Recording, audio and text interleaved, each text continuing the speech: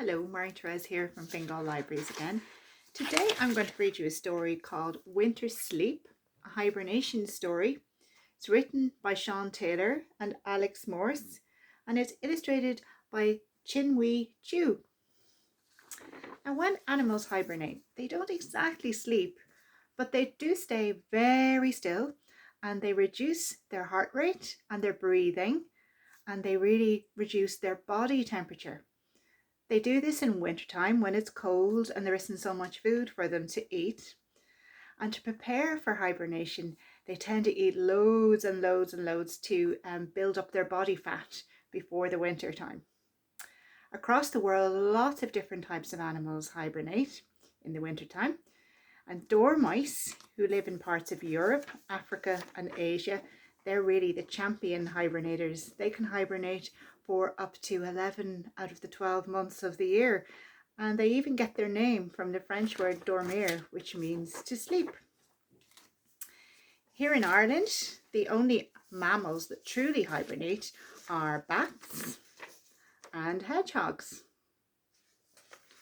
Now, the hedgehogs in Ireland typically hibernate between the months of November and March, which means they're just starting to waken up now. Hedgehogs are a great friend to gardeners and to farmers because they eat slugs and snails that can destroy plants. And for hibernation, they like to build a nest of leaves, often under a shed or in a compost heap or in an old rabbit burrow. So we can help hedgehogs by offering them a hibernation site in our gardens by providing, say, a pile of hay or leaves or straw, maybe under a dry shed or under a log pile if you have one. Bats also start to wake up kind of around this time, sort of between the months of March and April. They tend to hibernate hanging upside down. And other animals in Ireland that hibernate are frogs, which are members of the amphibian class of animals. Frogs also hibernate under compost heaps, under stones or logs, or they can bury themselves in the mud at the bottom of a pond. And there they survive by extracting oxygen from the water through their skin, this green skin of theirs. They start to come out of hibernation around February and March. So around this time of the year, the animals are starting to waken up from their hibernation. So now on to our story.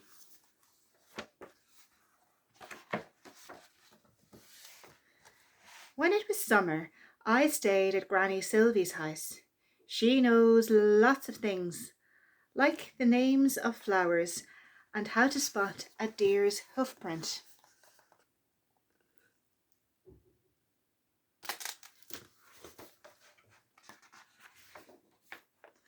And where to splash round the pond, climb a slope of green ferns, pass through oak trees with moss on one side.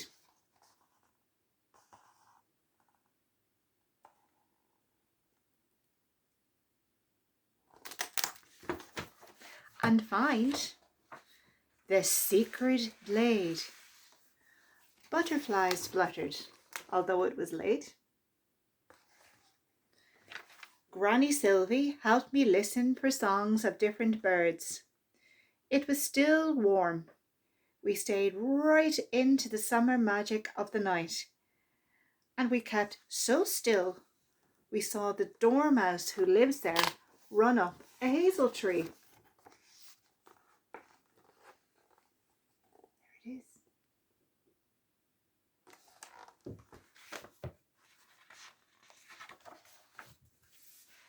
When I went back to stay with Granny, it was winter. I asked her, "Can we go to the secret glade?" She said, "Yes, if you can find it." Everything was different. The pond was frozen hard. The ferns on the slope looked dead.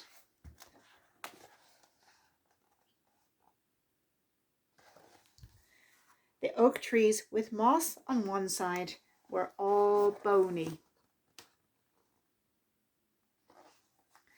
And the glade was quiet and bare. It wasn't anything the same. No butterflies, no flowers, no birds. I wanted to see the dormice. But Granny said, the dormouse will be having a winter sleep. It was too cold to stay. And I said, nothing's alive in winter. Granny Sylvie told me, it is. We can't see the dormice, but she's hiding here. She'll be safely, deeply sleeping all winter long. This is her hibernation time. In autumn, she feasted on forest nuts, fruits, and insects. And there she is. There's the dormouse, hibernating. Then the long nights came. She felt cold, heavy, and sleepy. There was nothing more to eat, so she made a nest ball. And she's inside, secretly snoring until the spring sun warms her body again. On the way back, I asked, are there other animals hiding in the trees?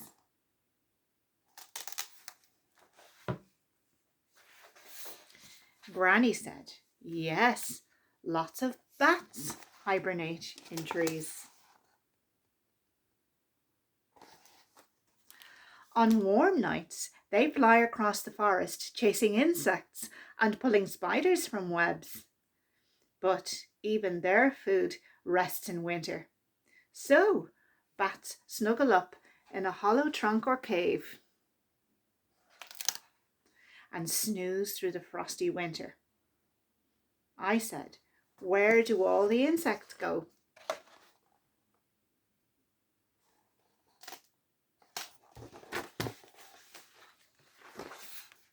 Granny told me, some are sleeping right under your feet. The ground is frozen hard, but down below there are stag beetles waiting to come out. The queen bumblebee sleeps in a tiny tunnel. Some moths and butterflies hide underground, often wrapped up, waiting for spring. Mother earwigs look after their eggs until they hatch when spring comes.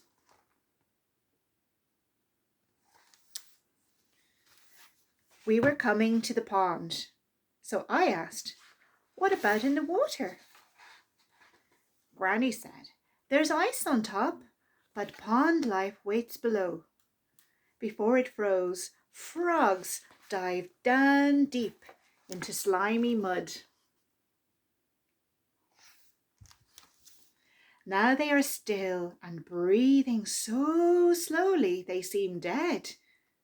But when the water warms in the spring, we'll hear them croaking again. I said, so all sorts of animals are having a winter sleep.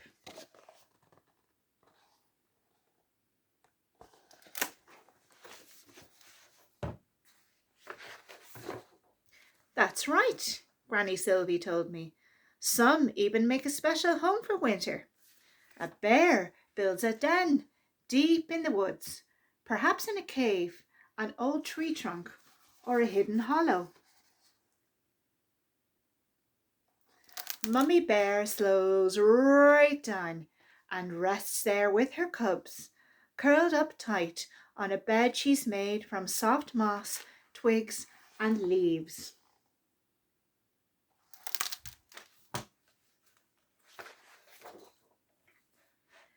Granny Sylvie was still telling me about the animals in winter when I was in bed. You see, she told me, there's plenty of life tucked up, hiding in the cold. I nodded. I could feel the cozy magic of the dark night outside.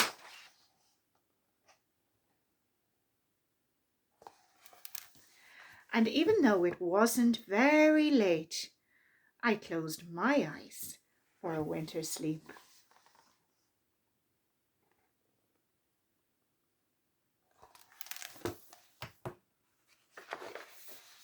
And that's the end of our story about hibernation. Hope you enjoyed it. See you next time.